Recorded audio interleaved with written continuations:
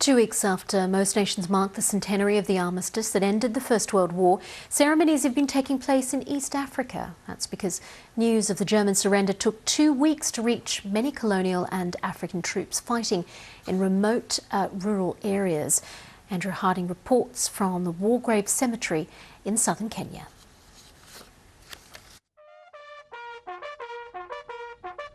In a startlingly beautiful corner of Kenya, a ceremony this afternoon to mark the end of a long-forgotten war. A war so far removed from events in Europe that it ended 2 weeks late. We pray for those who died during the war, believing in Jesus and are buried with him in the hope of rising again. And yet this was no minor skirmish. Britain and its allies fought a gruelling campaign over a vast area, chasing a tiny German force that used guerrilla tactics to make its enemies divert men and supplies from the front lines in France. Please don't dismiss it as a sideshow. This was an important area of operations within the World War. It was the longest of the campaigns. And we see very high casualty figures. High casualty figures all the way round. A painting captures the delayed armistice here. Deep in the bush, the Germans had wanted to fight on. Note the faces behind the white generals. Hundreds of thousands of African porters and soldiers played a vital role, their courage and sacrifice rarely acknowledged.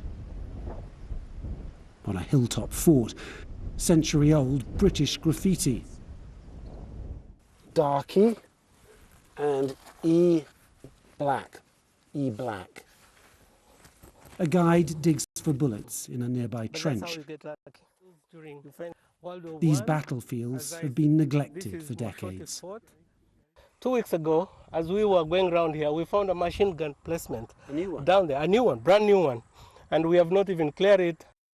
Do you think the contribution of local black soldiers, porters, has been properly recognised?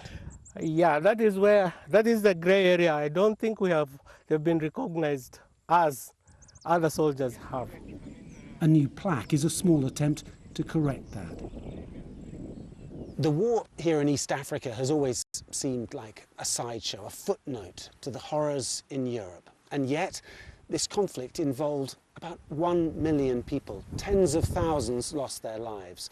What's most striking today is quite how little it's remembered here. A weekend of ceremonies is now beginning here, an attempt to highlight and to commemorate Africa's forgotten role in the Great War. Andrew Harding, BBC News, Kenya.